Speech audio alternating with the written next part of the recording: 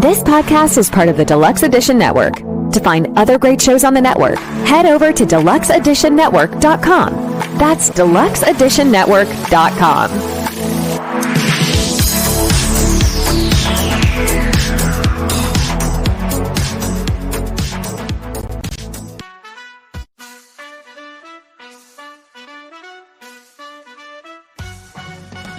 Films and fermentation, movies and inebriation.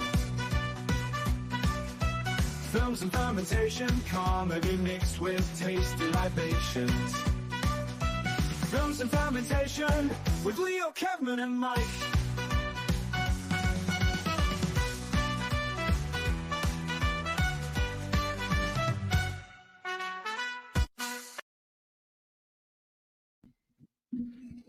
Hey everybody, welcome to Films and Fermentation. This is episode 171. We're calling it The Funny Thing About Politics. Why, you ask? Well, because when this episode drops, we will be experiencing the newest election day.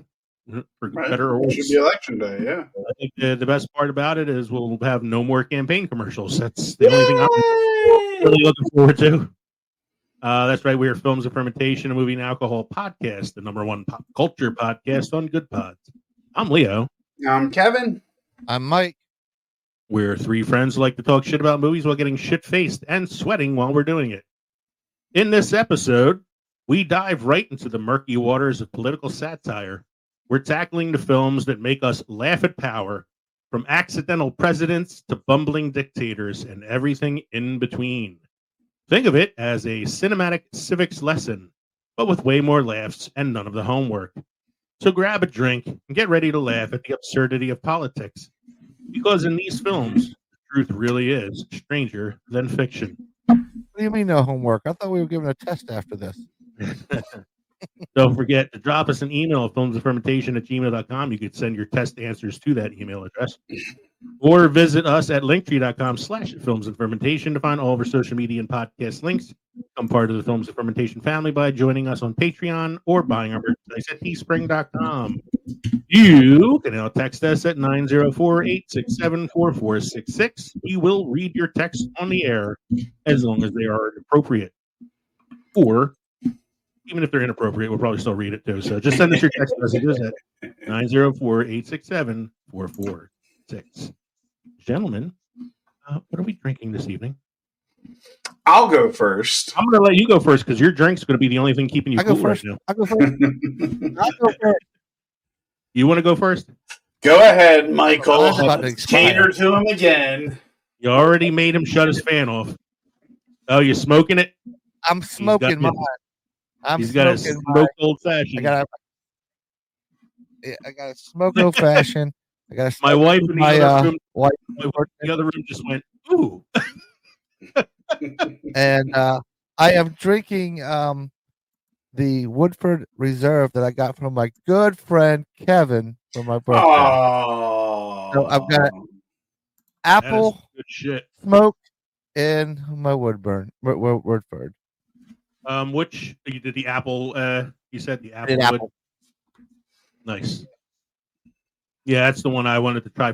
I was going to try to do that tonight, but since it took me so long to get home tonight, I didn't really have a chance to mix it up. So, I just wanted to I wanted to show the smoke on the screen before it went away. I'm looking forward to smoking it myself at some point, trying it out. So, Kev, what are you drinking? I'm drinking a gift from my good friend Leo for my birthday. He had gotten me the handcrafted Old Smoky Gatlinburg, Tennessee Mountain Made Mint Chocolate Chip Cream. This is 17.5% alcohol by volume, 35 proof. It is green.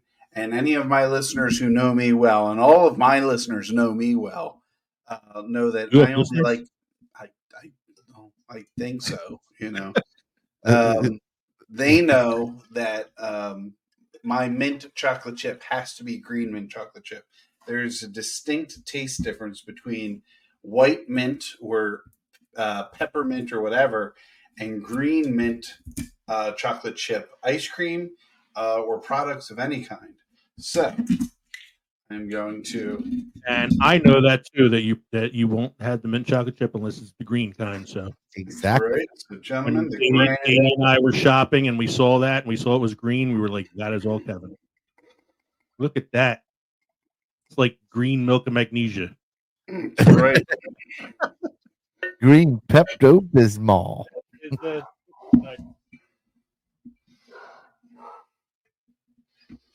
mint green chocolate chip. I think it's good. So let's see how Kevin thinks it is. Let's see. Oh, I love it. You like it? I love it. It's fantastic. It's like minty Baileys. Nice. Mm-hmm. Yeah. It tastes like minty Bailey. So I was going to do the smoked old fashioned as well because you got me the kit for my birthday, Mike, and just did not have the time by the time I got home because my traffic getting home was so bad. I just went with something easy, something that I know I like, and something that I haven't had probably since last year at this time for some reason, and it's Mackenzie's Black Cherry Hard Cider. Can't go wrong with little Mackenzie's Black Cherry Hard Cider. No. My wife said I have to thank her because she's the one who picked it up for me. So, Michael, anything special happened this week? Something sad happened this week. This week in film history, Terry Garr, the quirky comedy actor who rose from background dancer in Elvis Presley movies to co-star of such favorites as Young Frankenstein and Tootsie, has died. She was 79 years old. Garr died Tuesday of multiple sclerosis. Yes.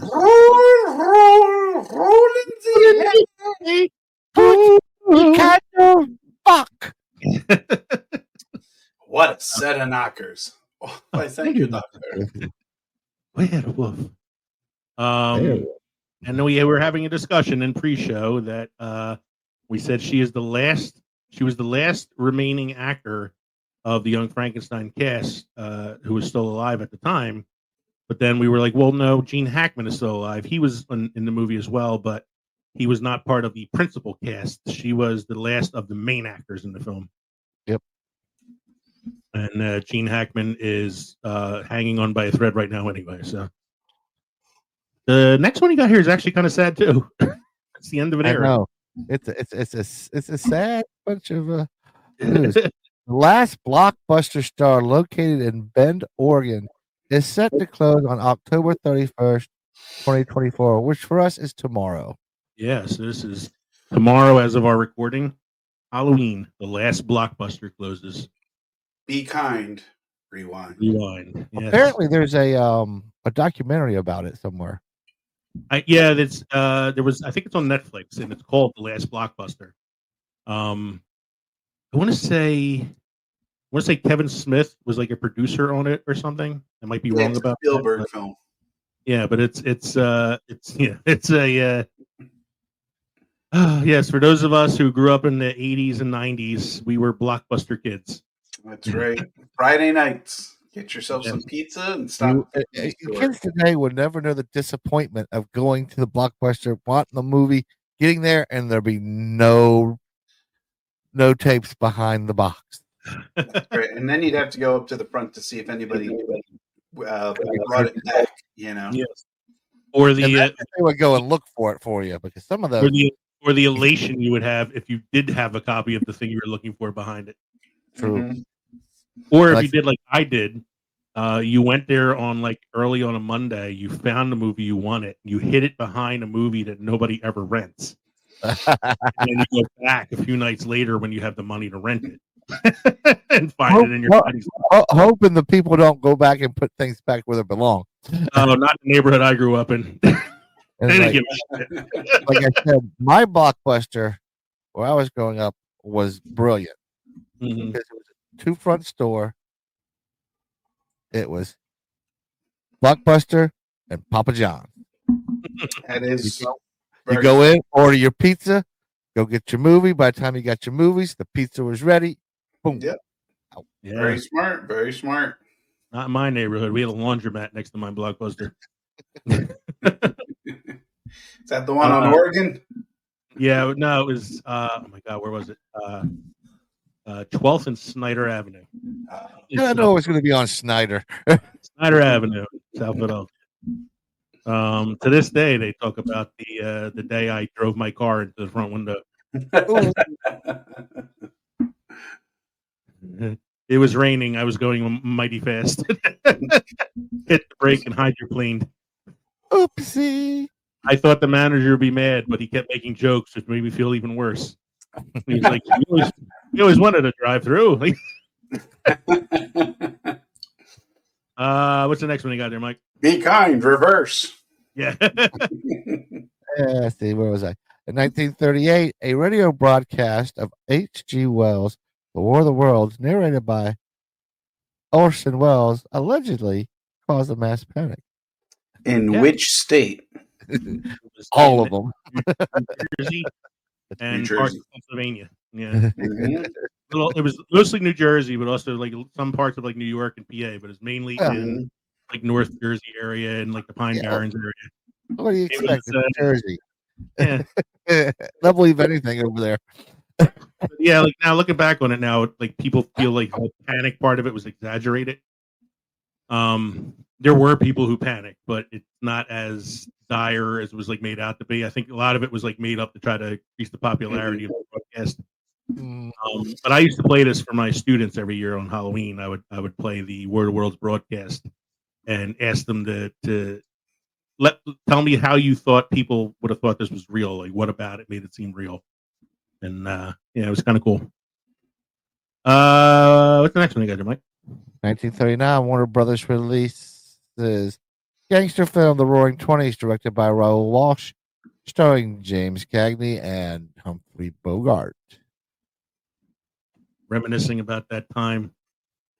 10 years earlier. When gangsters were men.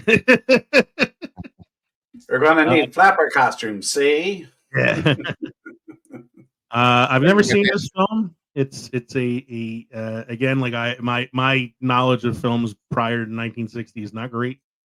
But seeing that it's Cagney and Bogart, I might have to like search this one out and check it out.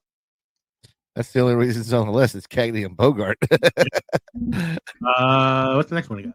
1940, One Night in the Tropics, first film for Abbott and Costello, premieres in Patterson, New Jersey. Okay. Well, you know, it's not who's first or like I'm gonna sell me Frankenstein. I'm a little no. But this is their first film, so it's their very first film, 1940. So Next one. In 1941, How Green Was My Valley, based on a novel by Richard Llewellyn. Yep. Yeah, Llewellyn. Directed by John Ford and starring Walter Pidgeon and Maureen O'Hara. Premieres in New York. Best Picture, 1942. It was I also love a good Maureen O'Hara movie. yeah, and I want to say it's John Ford's first Oscar or second Oscar that he got. He has 4 as for best director, and I think this was first or second. Yeah. Yeah, because then his next Oscar for best director was for The Quiet Man, which did not win Best Picture. Next one you got there, sir. I'm going to jump up a little bit. 1962, Whatever Happened to Baby Jane, horror film released, directed by Robert Aldridge, starring Betty Davis and Joan Crawford, based on a novel by Henry Farrell. This is a strange ass movie. Weren't Betty Davis and Joan Crawford enemies anyway? Like natural, like they did not get along anyway. Correct? Yeah, they had like a rivalry. Yeah, because they were both, they were kind of like vying for each other's roles on and off throughout their careers, and then so you have a movie now where they're in the same film together. So some of that like animosity like leaks onto the film itself, and makes it a very weird movie. Joan Crawford never had a song named after her, so Yeah, well, she didn't have Betty Davis's eyes. Oh. What's the next Shamrock Chic. the next one you got there, sir? 1967, Cool Hand Luke, starring Paul Newman, George Kennedy, and Smother Martin, is released. Paul Newman really ate all those eggs, by the way. Yes, and I'm ready. You ready for it? Here we go. What we got here is failure to communicate. So you get what we had here last week, which is the way he wants it. Well, he gets it. I don't like it any more than you do. What song was that played before? It was played in the Guns N' Roses song "Civil War." Okay. But that is the monologue from Strother Martin about Cool Hand Luke in the film. This next one, I don't know. Have you ever seen this movie? I don't know if I even heard of this before. It's a little independent movie. Yeah, I mean, it did do. I don't think it did that great at the box office, but I think it has a cult following now. Yeah. 1997, Titanic, directed by James Cameron, starring little-known actor Leonardo DiCaprio and Kate Winslet, premieres in Tokyo International Film Festival. Academy Award Best Picture in 1998. I can't even say he was a little-known actor when he did this film. Like he was like already like pretty well-known. Yeah.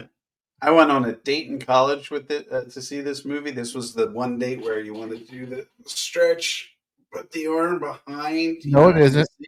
No, it isn't. No, it isn't. Wrong. It's not. My arm was dead. My arm was dead tired. I could not lift it by the end of it. It was a good date. I took the woman that I was dating at the time to see this too, and now here I am still married to her 26 years later. Oh. Katie to see this film. It was one of the first films we saw together. We started dating in '97, I believe. Next one you got there, Sarah.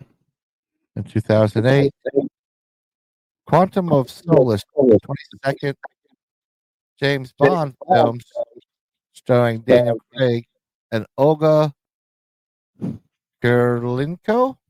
Very good, sir. You usually you struggle with those Russian names. You did pretty good there. Premieres in London. I would have just called her Olga. Yeah, Olga Kurylenko. That's not an easy one to say. It's just a weird title. Quantum of Solace. Quantum of Solace. It's like it reminds me of Never Ending Story Part 2, where they're using the speed of dark. And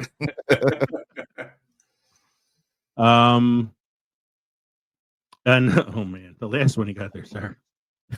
In 2012, Walt Disney purchases Lucasfilm Ltd. and its right for Star Wars and Indiana Jones franchises for $4.05 billion. Hey, they also got Willow in that deal. And fans everywhere celebrated in the streets because they knew that the product would not become watered down and filtered. They had great faith that with Walt Disney Pictures would do right by their beloved franchises. There was no toxic criticism in the tweets and comments afterwards. Everybody loved every film that came out. Let's put it this way. They've The done a little Acolyte, better on they've done better on some of the series. Done. Somehow Palpatine returned. Yeah. Rogue One wasn't bad. No, Rogue Rogue One One was great, but they had to reshoot parts of it. They had a whole new director halfway through. It was done well. It just went through production hell to get to where it was. It's man. There are like Mandalorian is a good product that's come out of it, but then you drop a ball with like Book of Boba Fett. Mando was good. I thought Obi-Wan was good. I thought Ahsoka was pretty good, and then you got the Acolyte. Ahsoka was good. I thought Force Awakens was okay, but then Last Jedi and Rise of Skywalker both reminded me of why I was angry that they didn't use the Timothy Zahn novels for the. Rogue One was good. Solo was bad. Solo was okay. Solo did the best they could do with what they had to do. Yeah, and I think the guy I don't like the guy they had playing Han. I don't think he was a good Han. No, I mean I loved Donald Glover as Oh, Lando. Donald Glover was great. Yeah, and I thought Paul Bettany was a really good villain. Yep. But yeah, like the guy that played Han was a little too. I would say like And the maybe Queen like of Dragons was really good in it. yeah, I think he was like a little too wooden. Emily Like he Clark. wasn't as charismatic as like Harrison Ford. Who Yeah. would you have guessed? I have no idea. That's one I'd have to think about. Don't you say Chris Pratt. Don't you dare say Chris Pratt. I would not say Chris Pratt. I would not say. I would have to like think about it a little bit. I don't know. I mean, if you're going for like look, I'm gonna need some time to like find somebody that kind of looks like young Harrison Ford. Mm-hmm. But that's not important to you, and you just want good acting ability and like charisma. I would maybe do like Taron Egerton from the Kingsman series, from the movie. Like I think he's pretty good. He's got some charisma. Mm-hmm. Or maybe the kids are calling it Riz these days, by the way. So we should try to. He's got Riz. We want to get more listeners in. We got to call it Riz. Oh, we can't get River Phoenix, because he played regular. No, Riz. Riz. Yeah, that's Riz. Riz. He's a regular Sigma. Yeah, I said we can't get River Phoenix. He did play young Indiana Jones, but the complete opposite of Skibbity Toilet. Now that we've alienated the older portion of the audience, it's a regular Ohio. You might have any must-try beer craft destination for this evening? I have a must-try. No, I have a beer destination. Sorry.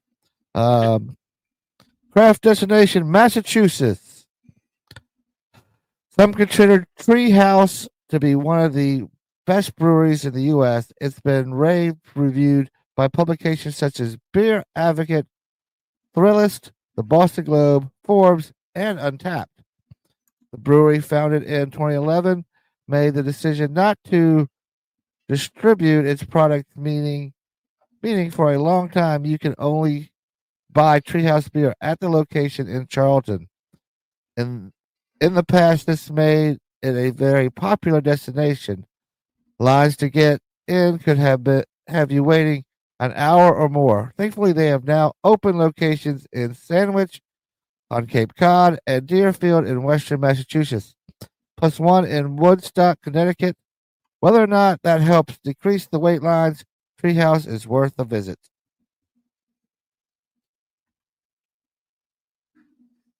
And now it looks like we actually have some pretty good news this evening.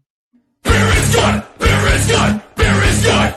And stop! Beer is good! Beer is good! Beer is good! Let's go drink some beer!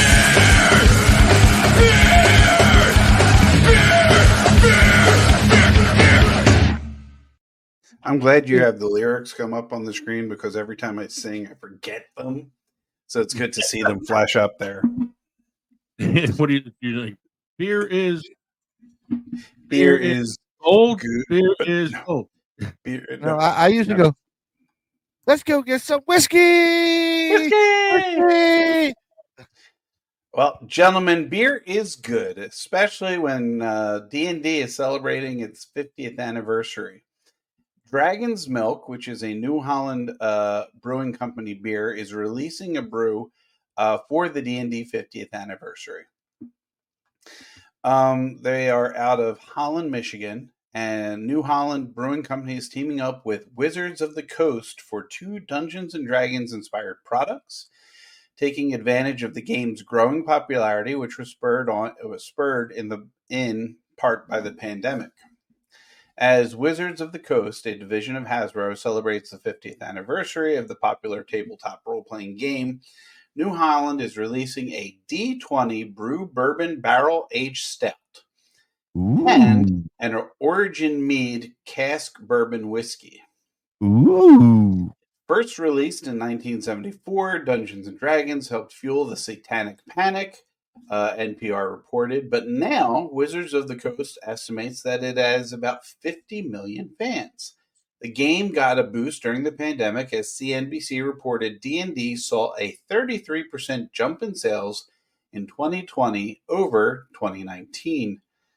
Stemming all the way to the pandemic, when staying at home and connecting with people online and connecting with your friends, finding new ways to connect and engage was required, New Holland marketing company director Adam Dickerson said, I think a lot of people dove back into D&D. And I'm actually going to throw my 2 cents in there and say the popular Stranger Things series on Netflix did a good job of bringing people into the world of D&D.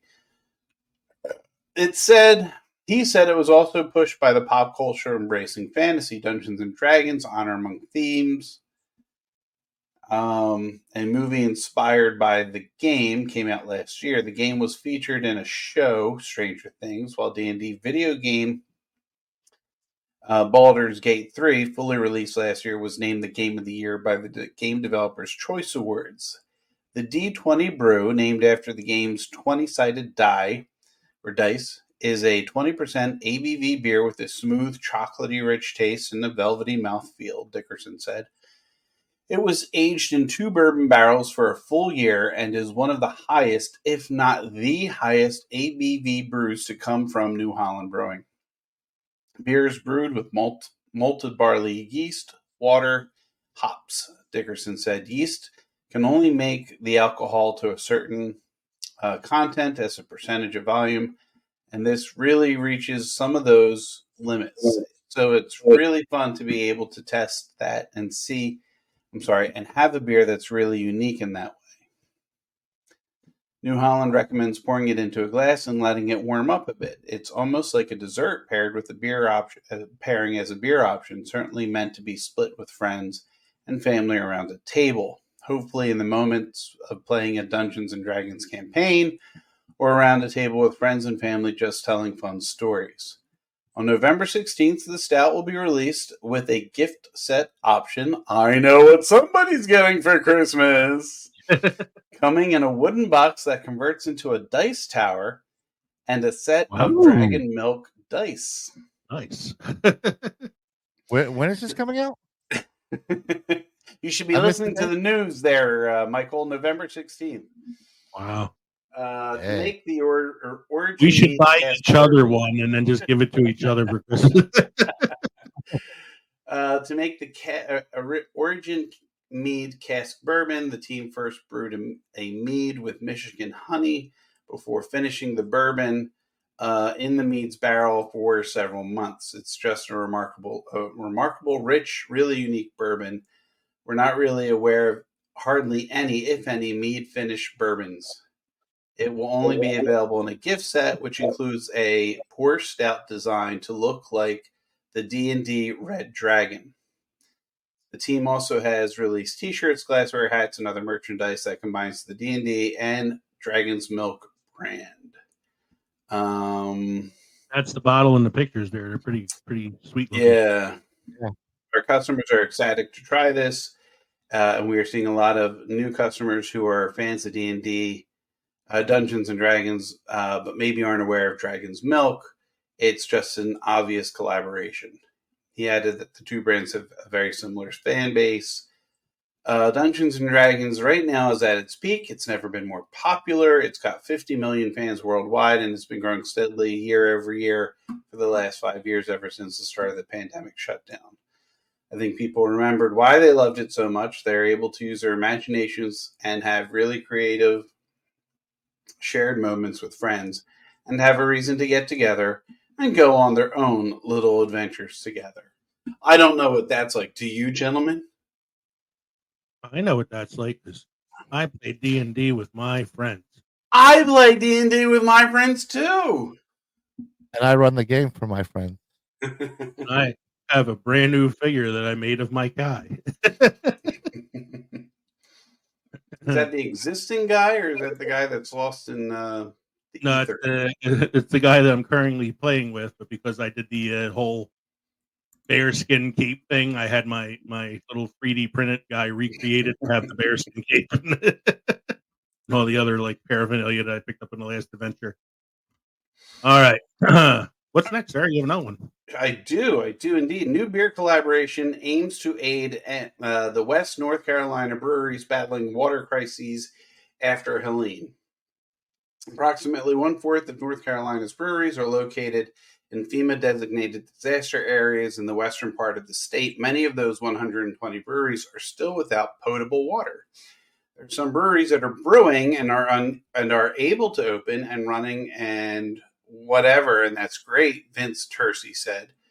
The infrastructure for a lot more of us is pretty heavily impacted in ways that we completely took for granted before. Tercy's a head brewer and owner of Dissolver, in downtown Asheville. He and his business partner opened the shop 3 months before COVID-19 shut them down. Dissolver and other breweries survived COVID, but now they have to contend with Helene. Right now, what we're seeing is one of the biggest impacts is the potable water issue, said Lisa Parker, the executive director of the North Carolina Craft Brewers Guild. We don't have potable water. Tercy and other businesses have lost water before. I'm sorry? Potable. What did I say? Potable? Yes. It's potable. Potable? Yeah. Thanks. Normally for 48 to 72 hours, but he said it's always returned. So in 36 hours, they gave away 1,000 gallons of potable water to those in need, not knowing how long this non-potable thing is going to be here, is going to be going on for. It's very frustrating. But also, they've never dealt with this before, he said.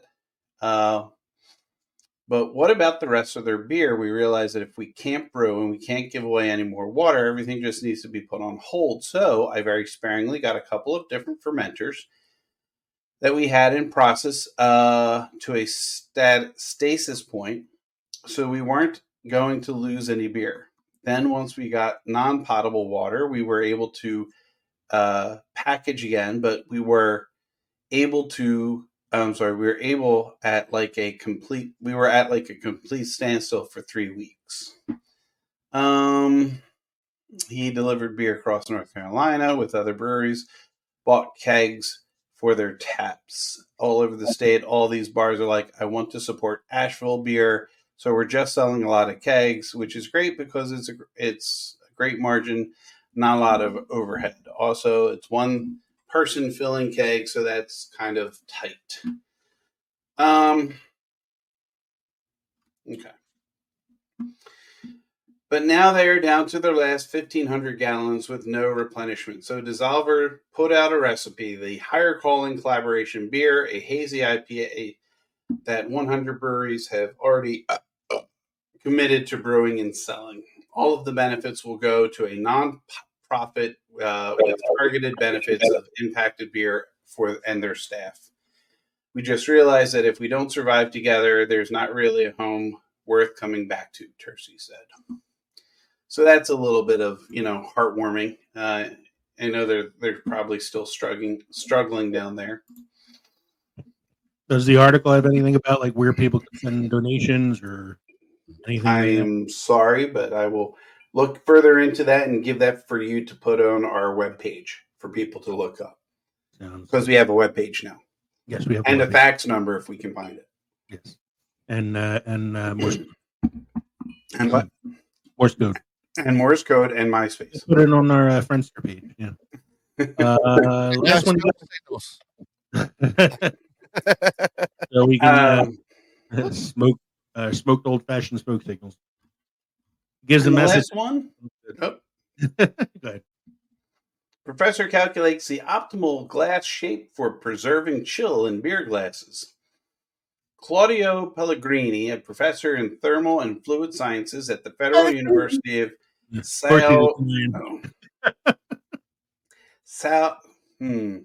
Gentlemen, if you would like to jump Del Rey in Brazil. One more time for us, please. São del Rey. That's what I was about to say. In Brazil, has calculated the optimal shape for a beer glass to keep the beer cold for as long as possible.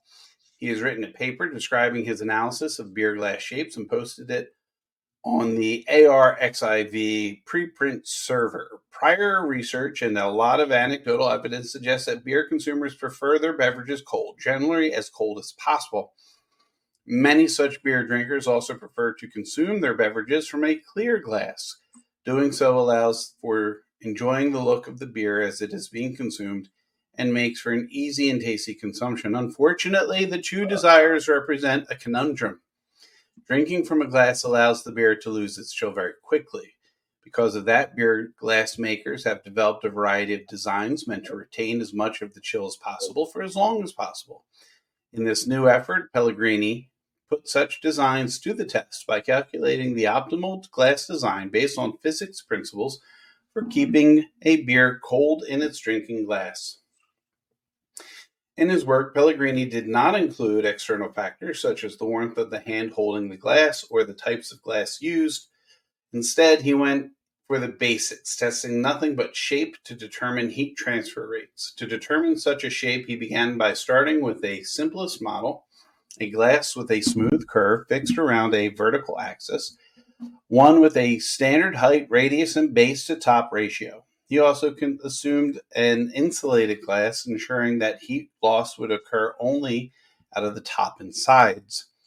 So He also drinking from a thermos? One more time? Drinking it from a thermos? I did not see thermos mentioned anywhere in the article. Begin to listen, Michael. Listen. He also assumed a fixed starting beer temperature for all testing purposes and that the glass would have negligible thermal resistance. Not thermos, thermal. Such a scenario ensured that changes in heat transfer would be a direct result of changes in shape. In doing his calculations, Pellegrini found, unsurprisingly, that the best shape is also the one that is the most popular, a glass with a small base that grows wider as it approaches the top, such as a Pilsner. He also acknowledges that the true best result is one where the glass is so small that the beer is consumed in 1 or 2 quick gulps. But he insists drinking beer in such an ugly fashion misses the point of drinking beer altogether. Oh, no So, shit. Pilsner, my friends, Pilsner. Pilsner's the way to go, and maybe in a glass that only holds about 2 gulps. This just in: beer drinkers like their beer cold. I do like that you have the title of his study in the little box at the bottom there. Claudio C. Pellegrini optimizing beer glass shapes to minimize heat transfer. New results. New results. Mine is taking into account heat transfer from a person's hand.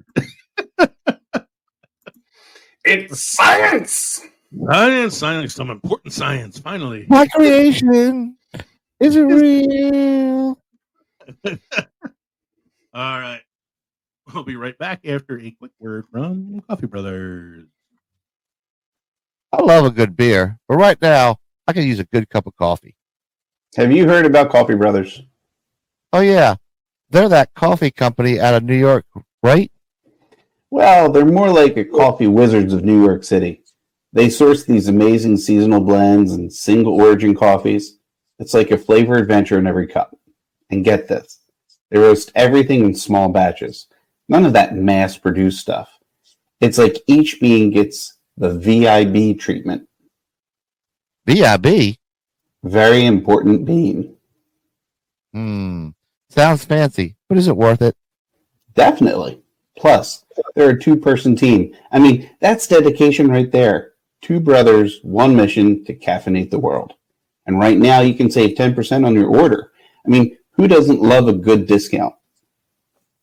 All right, you've convinced me. Let's get some Coffee Brothers now. Coffee Brothers, where every cup is a sip of perfection. Save 10% on your next order with the code FNF10. That's FNF10. Cheers to great coffee. Thank you, everybody, for sticking with us with those brief words from Coffee Brothers.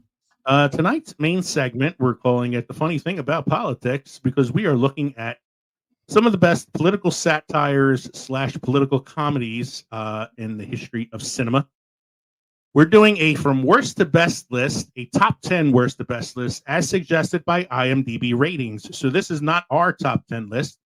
These are the movies with the top 10 ratings on IMDb in terms of political comedies / satires. So we're going to talk about the movie real briefly. I'm going to give you the IMDb score for the film. For some of these, I have a trailer I can play, and for others, I have some short clips from the film that I thought were pretty funny. And as an added little bonus, I'm going to read Amazon reviews of these films. I have the quirkiest either 5-star or 1-star reviews for each of these movies to see what other people out there think about them. So these are the top 10 worst to best political satire / comedies as suggested by IMDb. The first one on this list, I was surprised to see it this high with a 6.5 out of 10 rating on IMDb.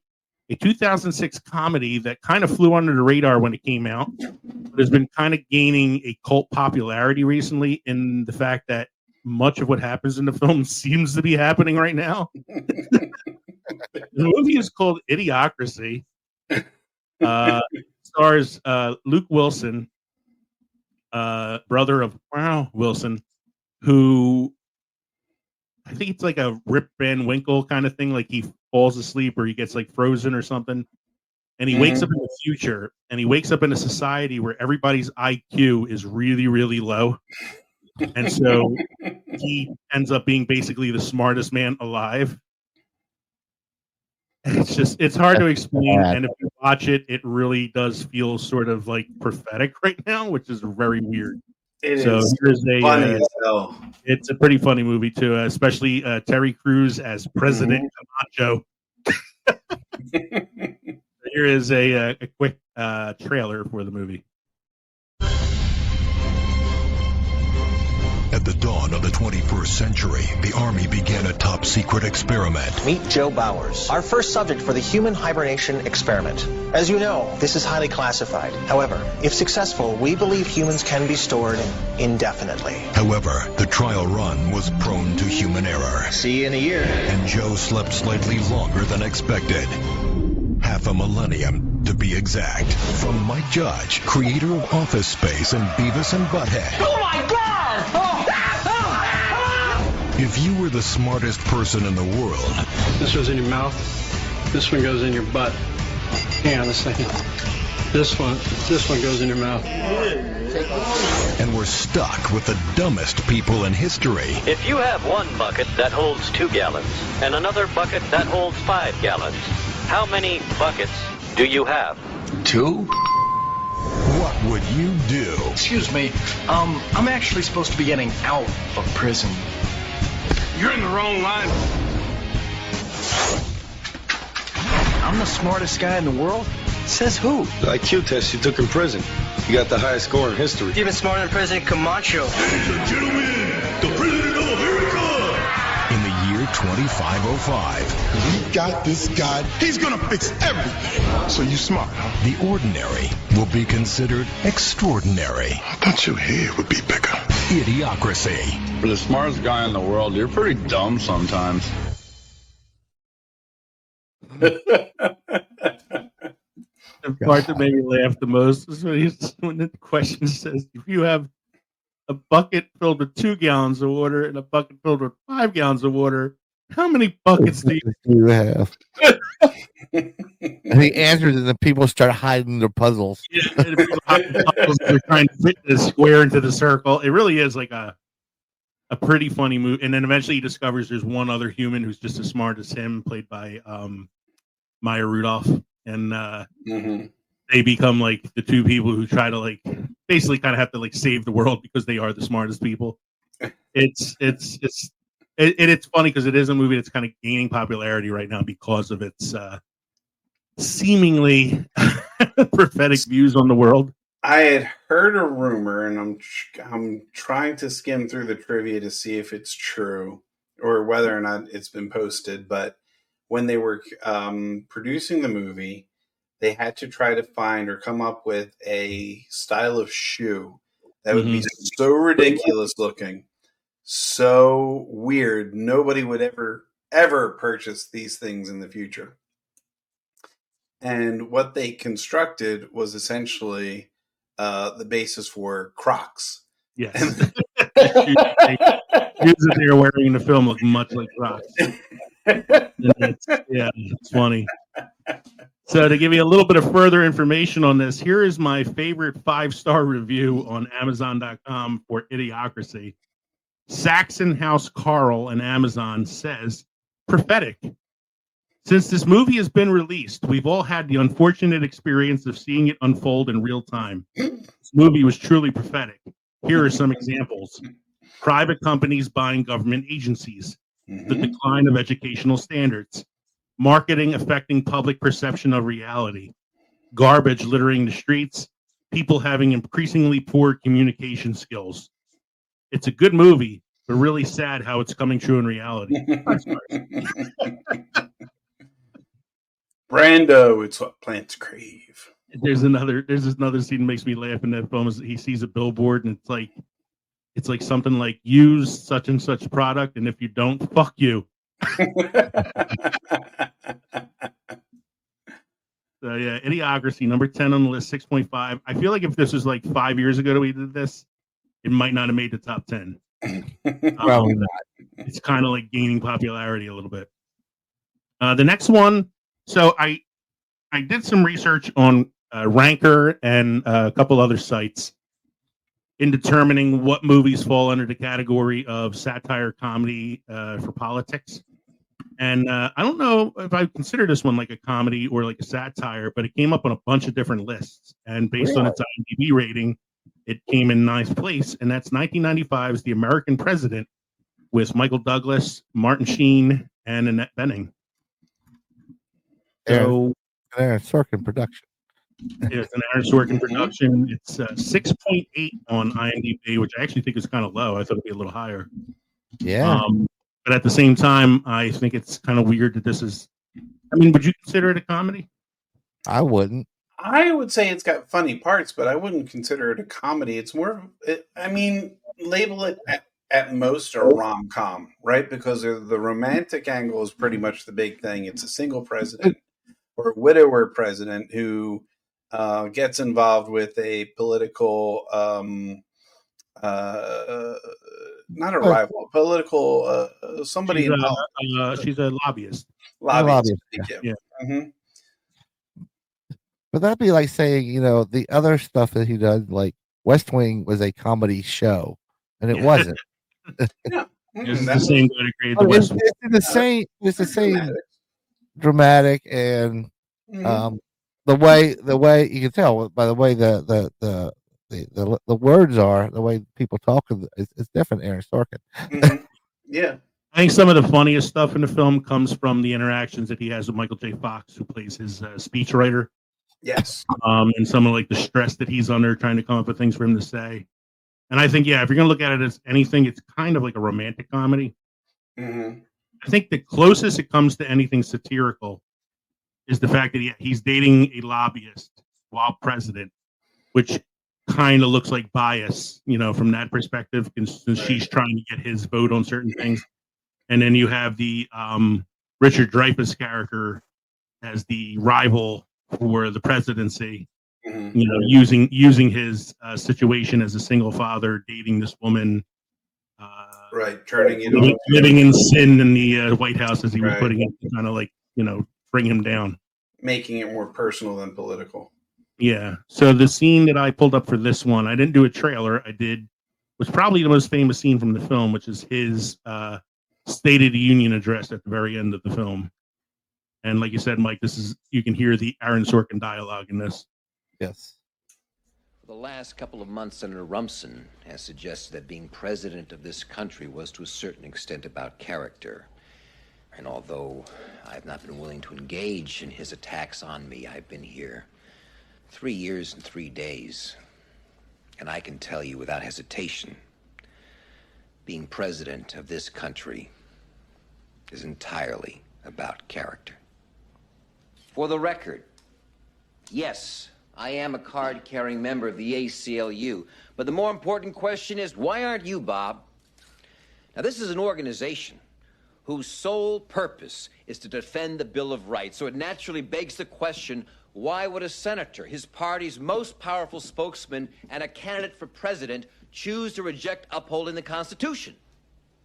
Now, if you can answer that question, folks, then you're smarter than I am, because I didn't understand it until a few hours ago. America isn't easy. America is advanced citizenship. You've got to want it bad, because it's going to put up a fight. It's going to say, you want free speech? Let's see you acknowledge a man whose words make your blood boil, who's standing center stage and advocating at the top of his lungs that which you would spend a lifetime opposing at the top of yours. You want to claim this land as a land of the free? Then the symbol of your country cannot just be a flag. The symbol also has to be one of its citizens exercising his right to burn that flag in protest. Now show me that. Defend that. Celebrate that in your classrooms. Then you can stand up and sing about the land of the free. I've known Bob Rumson for years, and I've been operating under the assumption that the reason Bob devotes so much time and energy to shouting at the rain was that he simply didn't get it. Well, I was wrong. Bob's problem isn't that he doesn't get it. Bob's problem is that he can't sell it. We have serious problems to solve, and we need serious people to solve them. And whatever your particular problem is, I promise you, Bob Rumson is not the least bit interested in solving it. He is interested in two things, and two things only: making you afraid of it and telling you who's to blame for it. That, ladies and gentlemen, is how you win elections. You gather a group of... Making you afraid of it and telling you who to blame for it. Boy. That sounds like all our politicians nowadays. I'm right now, man. Like, I hate to get political. I'm not a political person, but man, just listening to all the campaign ads over the last, what feels like 8 years. Yep. Is just, it's insane. And he's so good too. Like he does the little things with his hands in that scene that like feel like a president giving a speech and stuff like that. Mm-hmm. Really good positioning. Yeah. Yeah. So American President got a 6.8 on IMDb, making it the 9th ranked movie on our list here. Let's look at an Amazon review for the American President. This is D on Amazon.com. Says the title of her remark is White House. You know how you have those movies you watch. So this is one of those people that doesn't know, that like uses letters to represent words. There's a lot of like the letter U's in here. You know how you have those movies you watch over and over again? Well, for me, this is one of these movies. Good plot, good actors, romance, a movie with substance, somewhat a replica of the White House. 5 stars. What? I would not call it a replica of the White House. It's the replica of what we would want in the White House. I thought maybe the White House is. She meant like the West Wing. I don't know. Like you said, I have mentioned how much you can hear Aaron Sorkin in this. Yes. There's some part of trivia. It says the dialogue refers explicitly at one point to the films of Frank Capra. Capra's grandson, Frank Capra III, was the first assistant director on this film. So interesting. I like Frank Capra. Yeah. So that's the guy that did the movie I've never seen. Well, he's done a lot of movies you probably have seen. He's done Arsenic and Old Days. Yep. He's done. Didn't he do White Christmas? Frank Capra, I don't think so. No. Okay. I have one more 5-star review for the American President on Amazon. This one's from Rochelle. Her subject line is cute, and her review is cute. 5 stars. Cute. 5 stars. The next one I have on the list here at a 6.9, putting it in 8th place, just beating out the American President. Another sort of American President film, Dave. This movie stars Kevin Kline, Sigourney Weaver, Charles Grodin, Frank Langella, and Kevin Kline as a second character. Mm-hmm. And Ving Rhames as the head of the Secret Service patrol. And Ben Kingsley. And Ben Kingsley as the vice president. Yes. Mm-hmm. I like this movie a lot. Me too. A really fun movie. Dave is a impressionist. He does a impression of the president who at the time, and when the president who, while having an affair, has a fatal heart attack, Dave is called in to kind of replicate or fill in and be the puppet of some of the members in the White House, to do their bidding. and slowly he begins to be himself, and that doesn't go over so well. The thing is, they don't want people to know that the president's incapacitated because they don't think that Ben Kingsley is a strong enough person to run the White House in his stead. Right. And so, yeah, and it's sort of like a Prince and a Pauper thing. You have these two guys who look alike, but one's the president, just a regular guy. And, I tried to get the scene. So the scene that I love the most in this movie that I tried to get, but I couldn't find a clip of it on YouTube, is the one where Sigourney Weaver sees him in the shower. And realizes something might be up because she looks at his, ding dong, and it's not the same kind, not the same one. I couldn't find that clip, so I have this one instead. This is him and Charles Grodin talking about balancing the budget. You got to help me cut the budget a little. You got to cut the budget. Yeah, about $650 million. I'll tell you, Dave, I've been over this stuff a bunch of times. It just doesn't add up. Who does these books? I mean, if I ran my business this way, I'd be out of business. So what can we do? I see a lot of places you could say, but, I can't make those choices. I mean, I'm not the president. I mean, I'm not the one, pretending to be the president. No. I understand. Let me give it a try. You? Yeah. Let me try. Okay. You want to try? Yeah. All right. Here's something right here. Look at this. So he and his best friend, who's the CPA, find a way to balance the budget. And I think it's important to note that Dave's character, the impressionist, his actual job is running a temp agency, finding people work, which kind of becomes a big thing about what he wants to do is in this faux position as president, is try to help the unemployment rates and such.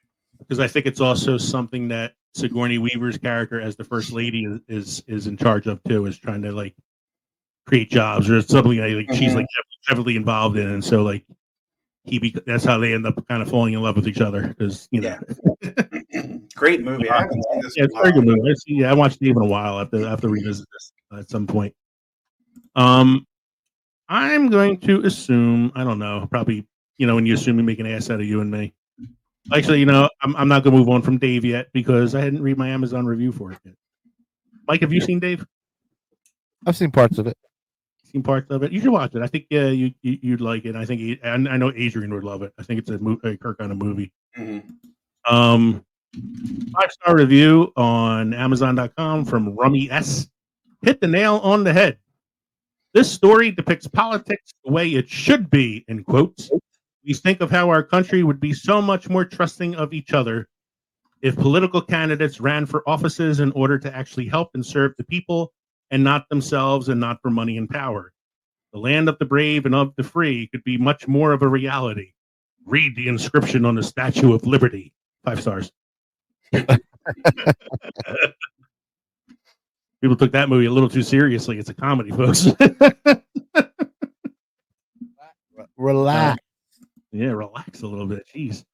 Number 7 on the list with a 7.1. So this is our first movie entering into the higher end of the IMDb ratings. It's 1997 political satire, Wag of the Dog, from the phrase that don't let the dog wag its own tail, let the tail wag the dog. It is a satire starring Robert De Niro and Dustin Hoffman. There is a political scandal in the White House involving a presidential affair. Oh, shocker. And this is the Clinton administration that this movie was made. And De Niro plays a political spin doctor whose job it is to try to deter the media away from the affair. And so he hires a producer played by Dustin Hoffman to help him create a fake war in order to divert the media's attention away from this political scandal. All kinds of tomfoolery ensue from that. So have either of you seen this film? It's not a very well-known. No, I saw it once when it came out. It was good.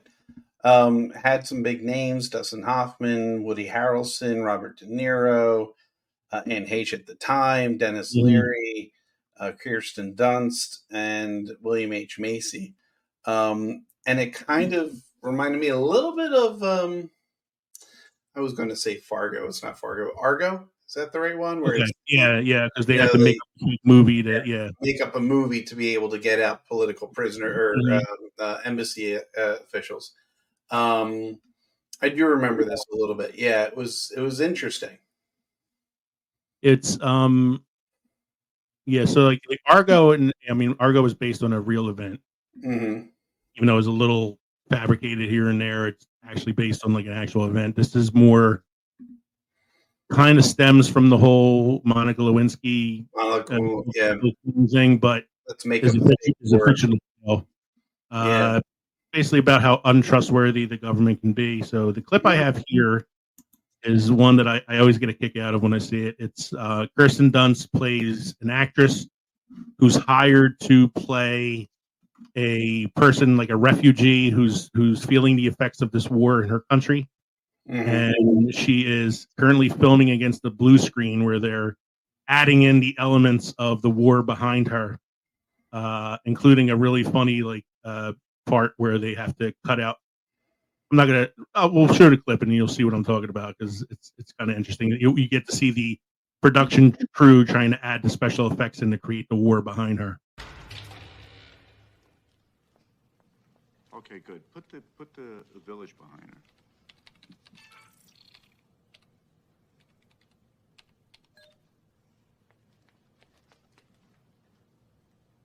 Give me some flames.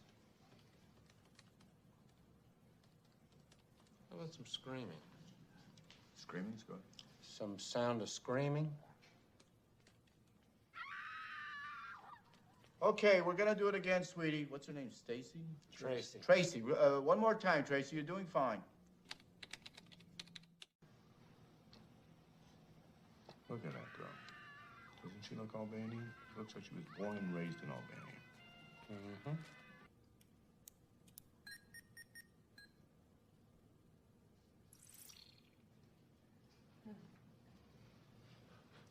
Are we ready yet? How soon do you think we'll be able to get this cut? Oh, we're going to be done in about 4 or 5 hours. Oh, that's good. We can link that to the press. They can downlink it on Telstar 401 Transporter 21. Makes you glad you've lived this long. And this just in, a Newsbreak special report from the Albanian front. We've just received information that the young Albanian national fleeing in this video is attempting to escape terrorist reprisals in her village.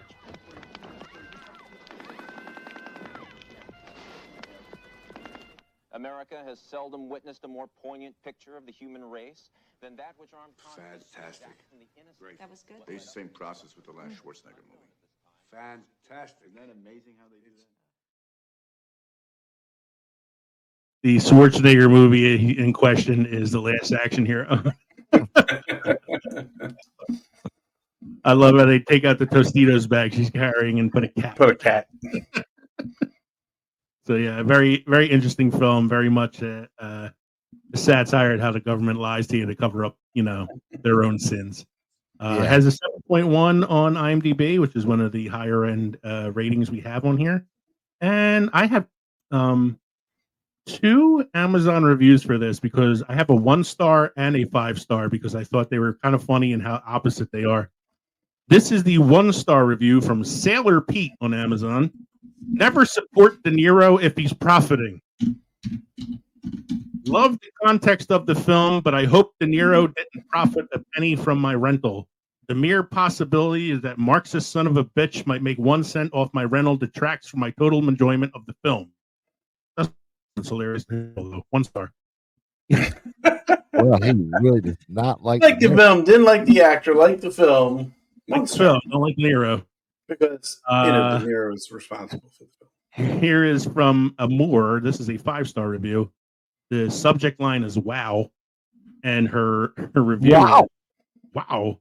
Her review is: I watched this after the former president's assassination attempt, as is suggested by a friend. It made me think. 5 stars.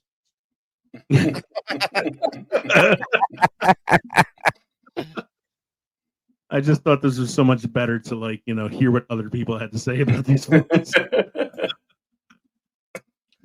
Number 6 on the list, 7.2. Kev, I know this is one you had said you hoped was on here. 1992's Election, starring Reese Witherspoon, Matthew Broderick, and the role that Chris Klein was born to play, the naive idiot. Why don't you talk about this, Kev, since you know the movie?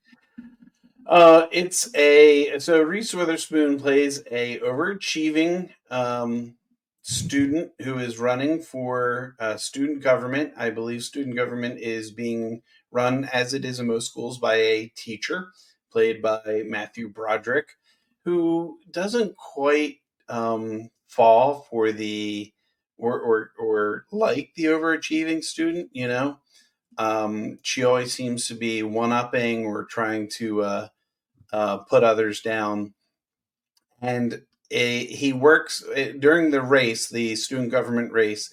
He rigs the election. He rigs the race, and she's having none of it because of her overachievingness. So there's investigations. There are things that, and additional antics ensue.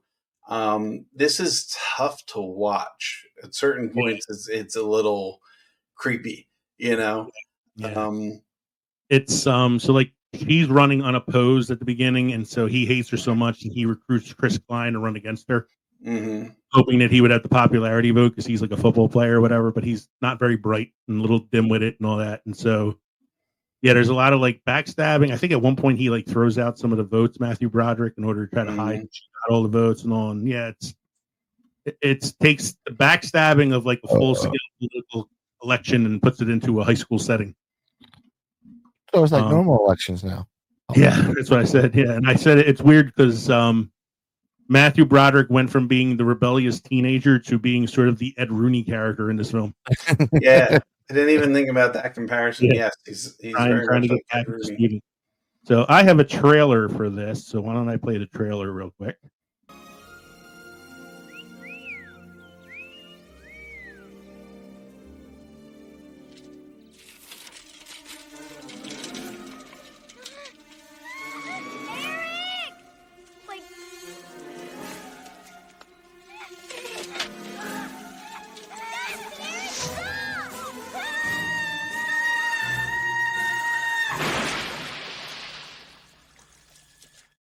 I'm sorry, I hit the wrong button. That was that's it. That's it.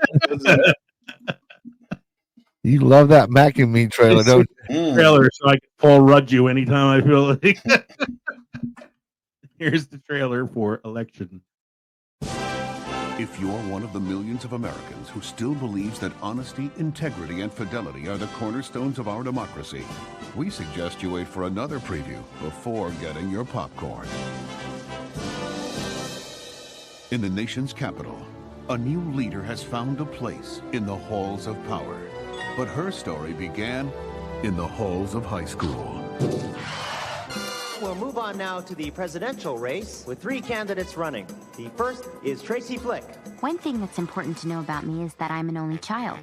My mom is really devoted to me. She likes to write letters to successful women like Elizabeth Dole and Connie Chung and ask them what advice do they have for me, Tracy, her daughter. The next candidate for student body president is Paul Metzler. I just don't think somebody would do something like that on purpose. I think you did it. And if you want to keep questioning me like this, I won't continue without my attorney present. I do not often speak with you and ask for things, but now I really must insist that you help me win the election tomorrow, because I deserve it and Paul Metzler doesn't, as you well know. The final candidate, sophomore Tammy Metzler. I'm attracted to the person. It's just that all the people I've ever been attracted to happen to be girls. You should stop her. She's not qualified. We can't both run, can we? I mean, we're brother and sister. Can we? Tracy and I are totally in love. In love? Yeah. So is this a moral situation or an ethical situation? When I win the presidency, that means you and I are going to be spending a lot of time together. Cast your vote for Tracy Flick next week. You won't just be voting for me. You'll be voting for yourself. Who knew how high she would climb in life? I had to stop her. Excuse me! Will you please be quiet? Now. Paramount Pictures presents an MTV Films production. Order! Order! Starring Matthew Broderick, Reese Witherspoon, What happened to your eye? Are you okay, Mr. McAllister? I'm fine. On the road to greatness, never underestimate an overachiever. Looks like you could use a cupcake. Election. Cast your vote. Or don't vote at all!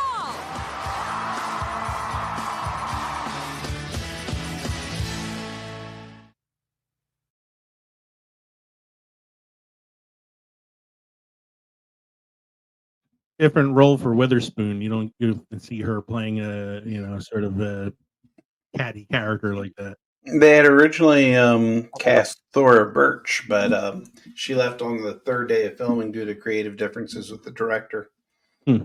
Maybe not catty, but she does play an overachiever a lot. Oh yeah, if you think like Legally Blonde, yeah. Directed by Alexander Payne, who does a lot of films that sort of have that sort of satirical, dark comedy kind of bend to it. He actually directed The Holdovers with Giamatti that came out last year. That's a really good film. Mm-hmm. So he's a really good director. Election. Let's see. Here I have. Here's my 5-star review from Amazon for the film Election. The subject line is the movie. This is what the person wrote in their review. Caleb Jacobs is the reviewer's name. He wrote, "I don't really like this movie." 5 stars. What? I don't think he understood how the rating system works. I think he should be in Idiocracy. Yeah, she's an Idiocracy person. Exactly. The next one on the list. I love this movie, man. I saw this on a recommendation of a friend of mine. It's actually based on a graphic novel. You're not the friend who actually recommended this, Kevin. No, I thought I did.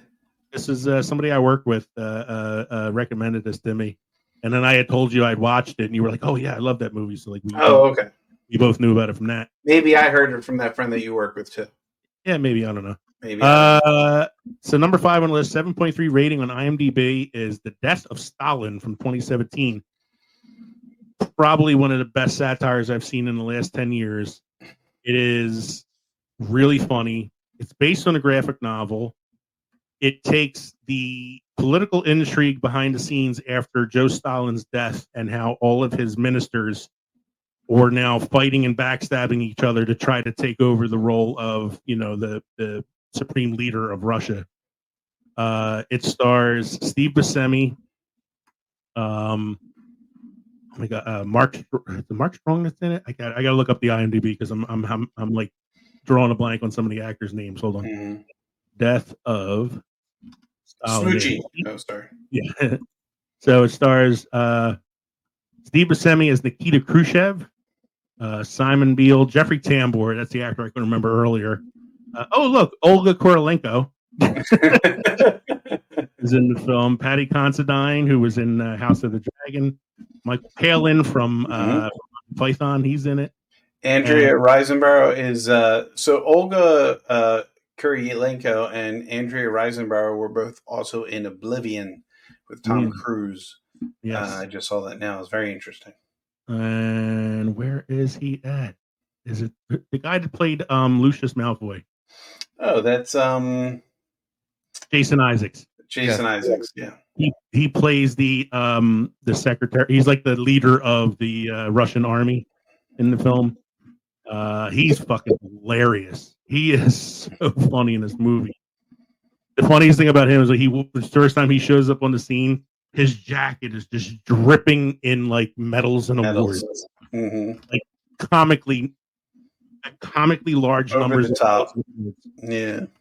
The funny thing is the real person that he played had even more medals and awards on his jacket, but they couldn't fit them all on Jason Isaacs.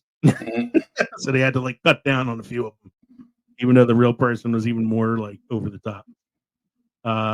So he plays Jason Isaacs. Where's he at? Man, he's really far down on the list here. Yeah. I think they go by like who. Yeah. He's Field Marshal Zhukov. That's the character's name. It's really funny because I like that, and this was a choice from the director none of the actors speak with Russian accents. They all speak with their own normal speaking voice. And it was meant to show that each of these characters came from a different part of Russia, so they would all have different like dialects anyway. And so the fact that they speak in their normal accent is supposed to represent these different areas of Russia that they're from. But it also makes it pretty funny because, you know, you got Steve Buscemi playing a Russian. And then the guy playing Stalin has like a Cockney English accent. He's got like the worst like dialect out of all of them, and he's the guy that leads the country. So for this one, instead of a trailer, I picked a scene that I really, really like that makes me laugh all the time. It's at Stalin's funeral when all the ministers are lined up and they realize that some people are standing closer to others and they want to be closer to certain other people. So Steve Buscemi says to Jeffrey Tambor, "We need to switch places. I'll make it look like it's part of the ceremony." Sneeze on the bastards as they go past. Did you invite them? No. Ask Barry if he invited the bishops. Don't give me orders. Ask Barry if he invited the bishops. Did you invite the bishops? Yes. Yes. Well, He said yes. I'm going to give everyone in Red Square a voucher permitting one kick each to his stupid face. Is he asking for some delicious hay? No, he said something quite complicated about a voucher system. Ask Nikita, why in God's arse he invited the bishops? No, I've already explained why. You tell him. Never mind. Swap. No. Just swap with me. I said no. We can make it look like it's part of the ceremony.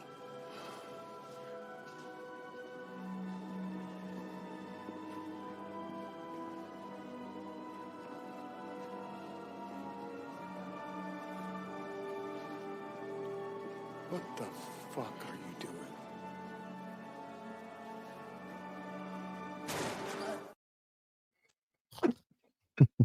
What the fuck are you doing? It does play into the real life events and what happens and who actually ends up, you know, in the seat at the end of the film, but makes a little comical run at telling the story. It's a really, really well done satire, and I think it's one that like not enough people have seen. Needs to be seen a little bit more. Which had a 7.3 on IMDb, making it number 5. Of all the films on this list, this is the one that I recommend the most, I think. Even though like there's someone here that I really love, this is one that I feel like more people should check out. Death of Stalin.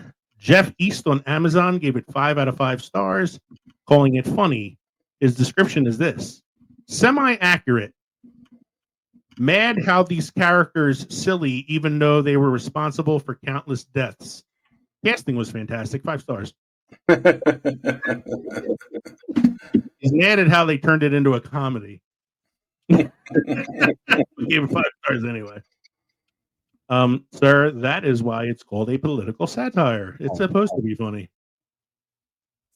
Next one on the list. I can't believe this came up on these ranker lists as like a political satire, but then when you kind of think about it. What? About salty chocolate balls? Yeah. South Park, Bigger, Longer, and Uncut came up as a political satire because of the fact that they go to war with Canada. And it received 7.7 stars out of 10 on the IMDb, making it number 4 on the list. I saw this in the theater with my sister. Probably shouldn't have taken her because she was way too young. Probably. But we laughed anyway. The question is, what would Brian Boitano do? Yeah, what would Brian Boitano do? He'd kick ass. That's what he would do. My favorite song in the movie is Play Canada? No, it's the one that the guidance counselor sings where he's teaching them not to curse. Instead of shit, say poo. Oh, poo, poo, and this poo is cold. Instead of bitch, drop the T, because bick is Latin for generosity.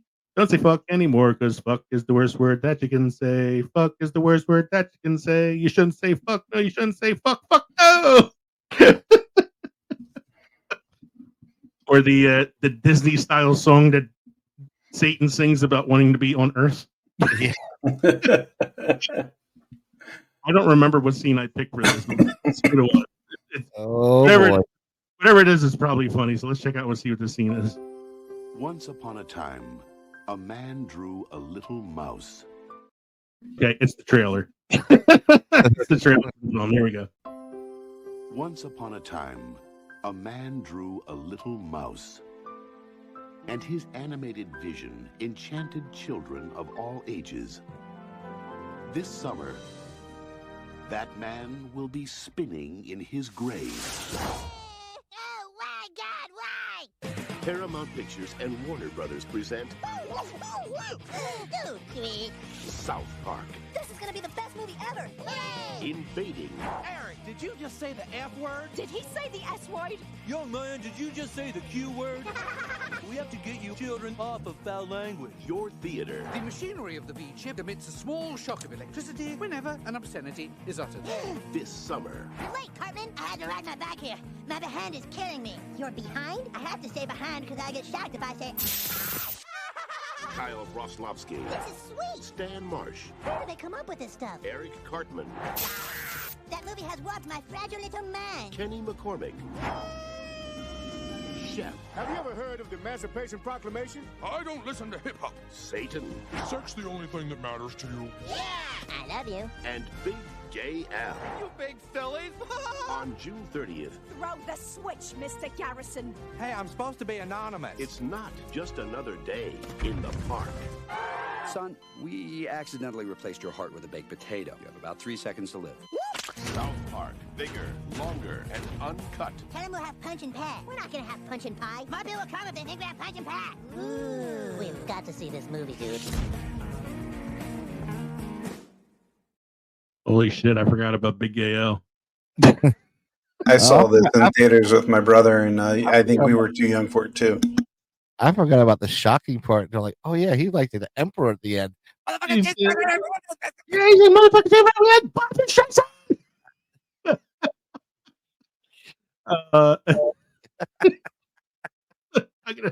I haven't seen this in so long either. I need to rewatch it with my sister because we experienced it together for the first time. Oh my god, the theater when Saddam Hussein whips out the dildo. The theater went insane. So let's see, what does Amazon have to say about bigger, longer, and uncut? Oh my god. The reviewer's name is Professional Education Resource. Oh boy.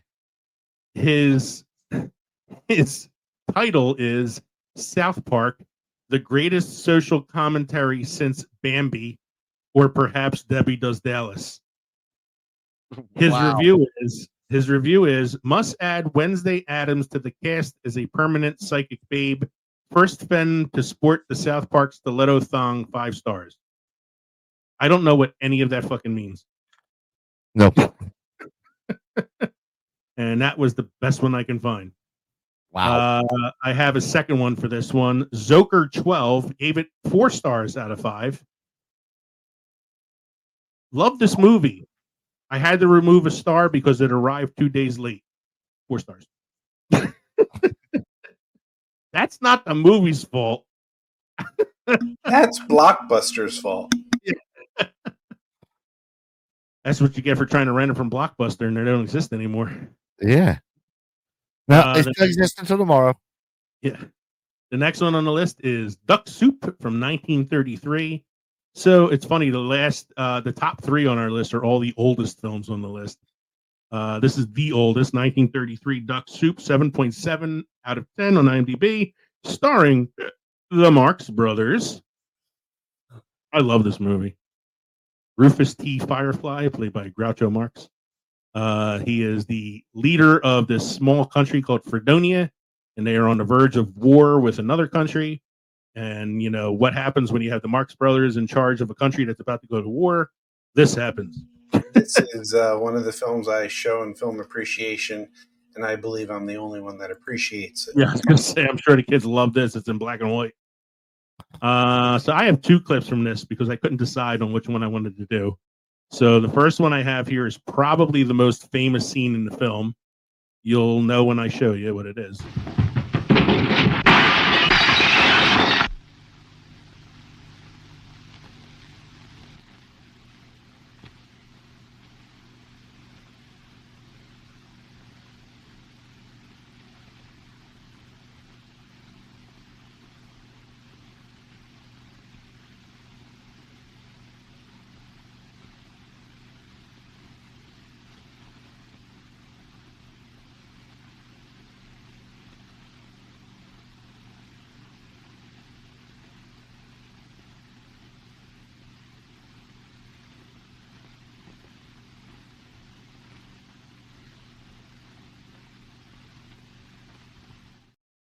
So I can't show too much of that because it's mostly a silent scene, and this is an audio format.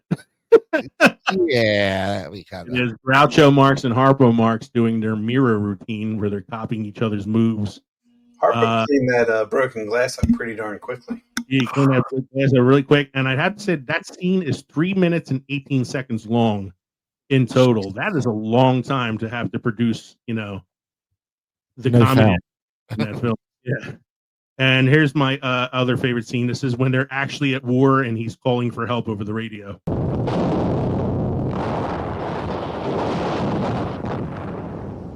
Calling all nations, calling all nations. This is Rufus T. Firefly coming to you through the courtesy of the enemy. We're in a mess, folks. We're in a mess. Rush to Fredonia. 3 men and 1 woman are trapped in the building. Send help at once. If you can't send help, send 2 more women. Make it 3 more women.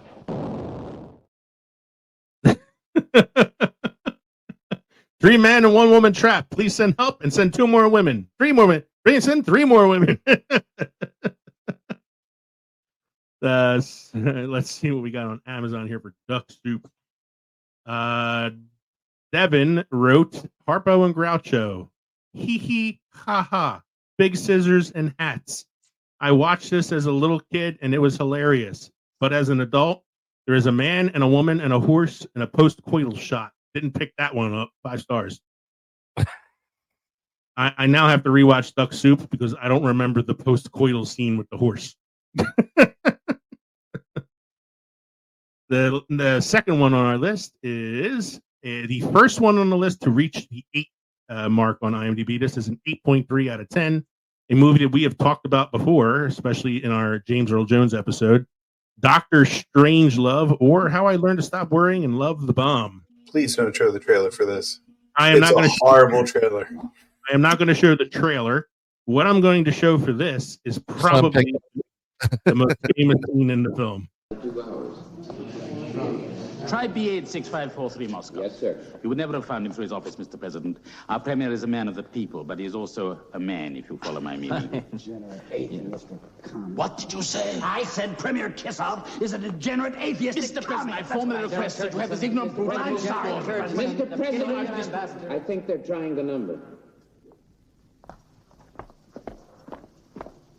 You filthy bully, you filthy guy, you not tasting it out of the law, eh? You war mustering for it. Gentlemen, you can't fight in here. This is the war room. For my money, this is probably the best satire on the list. Probably. It's probably the most famous one. The one that's number 1 on this list is not something to laugh at, but I think it is something to laugh at, but not something to be like disappointed by it being number 1. But I think Dr. Strangelove is the best one out of this whole list.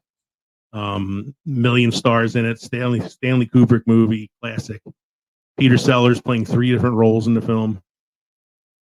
Richard on Amazon.com said, "Classic Kubrick, a classic, not only timely but extremely hilarious. Spaghetti hit the fan. Great performances by Peter Sellers playing 3 roles: George C. Scott, Sterling Hayden, Keenan Wynn, and James Earl Jones. 5 stars." Can't say I disagree with that. DJW on Amazon says, early film by Stanley Kubrick, made of the many films to appear on screen. 5 star. Okay. I think the Amazon reviews are getting just as drunk as we are right now. Yeah, tell me about it. That leads to the last one we have on our list here, The Great Dictator from 1940, starring Charlie Chaplin. 8.4 on IMDb. One of the few films in which Chaplin speaks. It's not a silent film. It is a satire on the role that Hitler played in World War II. It was banned at the time because of his resemblance to Hitler in the film. People did not get that it was a satire. But it has one of the greatest. With satires are satires. Yeah, exactly. Like our guy in the thing who said he hated that movie. But it's got one of the greatest monologues of all time. I'm not going to play the whole thing because it's really long, but I'm just going to play like a few seconds of it.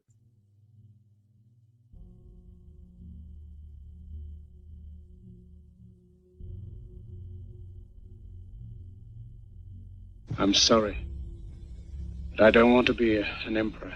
That's not my business.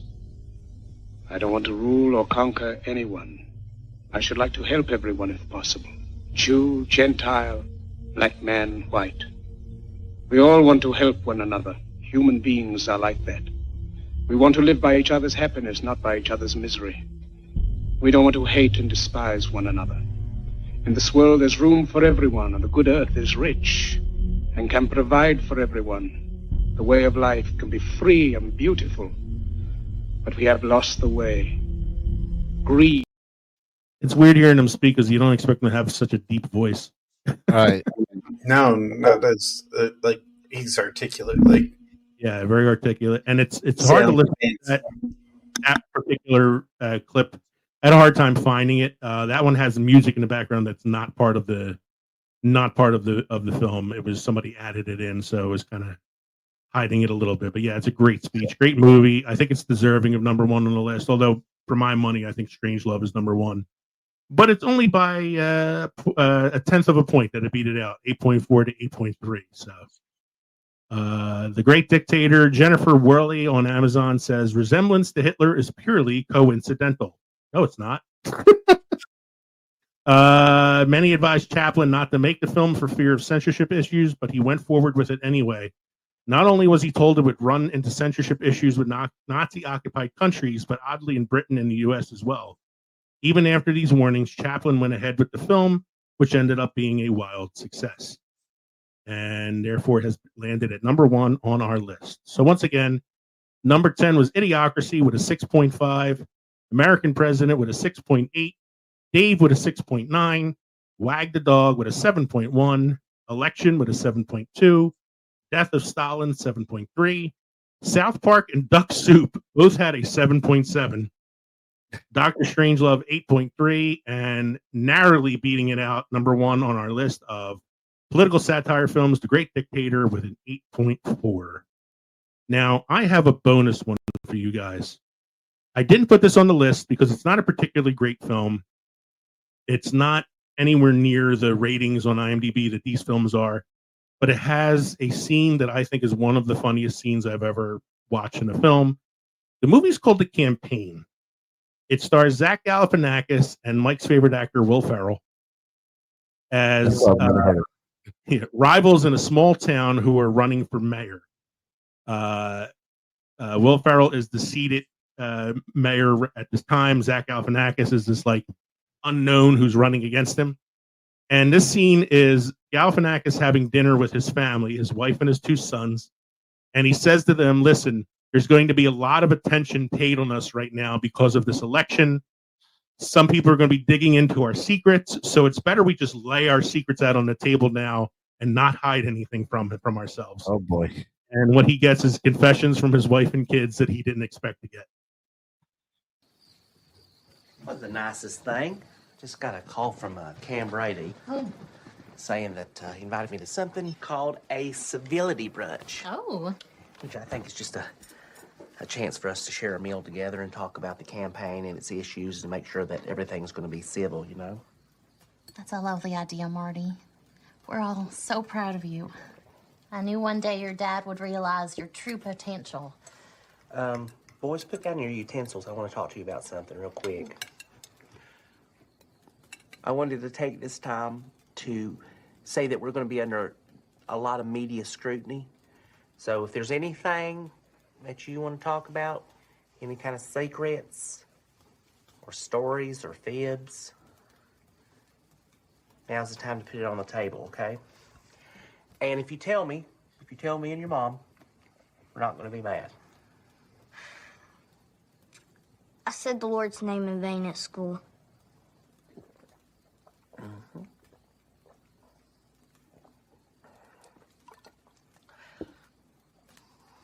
I said I wasn't going to get angry, and I'm not angry. Okay, good. I went to the petting zoo and I let the goat lick my penis.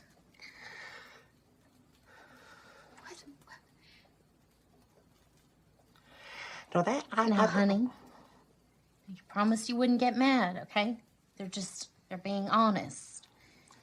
Okay, hopefully that's it. I had a beer with the old biker man at the end of the street, and he let me touch his old lady's titty. Oh, rest. I go to the mall and hide in a stairwell and take photos of women's skirts. I have a whole book of cooter shots under my bed. One time I put a firefly in my butthole. Why? To make my farts glow. Oh, God. I shaved the dog and glued the hair to my nutsack so I looked like a grown man. I touched myself to Drew Carey on The Price is Right. God. Okay, that's enough. Stop, please. God. I like the one kid looks like he's reading off a card in his lap, and has a striking resemblance to a garbage pail kid. Sadly, I just one time firefly up my butt. Oh, see if my farts glow. Oh, it's getting late and this is getting long, so let's finish this out, guys. Mike, you have any trivia history for us this evening? I do. I have a fun fact. America leads the world in the number of craft breweries within our borders, but the United Kingdom actually has more craft breweries per capita. Rounding out the top 10 craft beer producing countries are Germany, Italy, Spain, France, Canada, the Netherlands, Switzerland, and Austria. All right. We have a cinema quote of the week. The notion of directing a film is the invention of critics. The whole eloquence of cinema is achieved in the editing room. Orson Welles. Yes. I don't know what the hell that means, but okay. Yeah. It's from a man who was best known as a director. Yeah, directing's not real. How are your drinks this evening, guys? Mike, how was the smoked old fashioned? It was good. It was good. You notice I had left for like a minute. Yes. Because I still had some chips left. So I put a little more whiskey in there, and I smoked it and got the smoke right up my nose and my eye. And I need Well, maybe you had to make an emergency bathroom run or something there. Oh, I needed a tissue just to blow my nose and get the tears out my eye because I give it. It was so be good. Careful for the smoke, though. But it was So really good good. it made you cry. Kev, how was your mint chocolate chip whiskey? My Old Smoky mint chocolate chip whiskey was divine. It reminds me of a McDonald's Shamrock Shake with a little kick to it. It's Nice. very good. It goes down a little too easy. I'm glad you liked it. And I had some Mackenzie's Black Cherry, which you can never go wrong with. So, thank you again for joining us for episode 171, a funny thing about politics. We hope you enjoyed listening to this episode as much as we enjoyed recording it for you. We came, we saw, we kicked its ass. That's right. So, again, you can send us an email at filmsoffermentation@gmail.com or visit linktree.com/filmsoffermentations to find all of our social media podcast links. Support us on Patreon or buy our merchandise at teespring.com. And you can also send us a text message at 904-867-4466. Let us know what you think about the episode. If there's any movies we should have talked about, if you have any drink suggestions or anything else, let us know. We appreciate hearing from you. So don't forget to stop by the crossroads between Pickled and Fermented next time around. Our next episode will be getting released sometime around Veterans Day. So episode 172 is going to be our Veterans Day episode. We're going to be talking about actors who actually served in the military before going on to their famous careers. That is in honor of Veterans Day. And, of course, our friend Mike here on the podcast, who himself is a veteran. Thank you. Once again, I'm Leo. I'm Kevin. I'm Mike. This has been the Films and Fermentation Podcast. Thanks for joining us, everybody. Cheers. Go Birds. Cheers. Go Birds.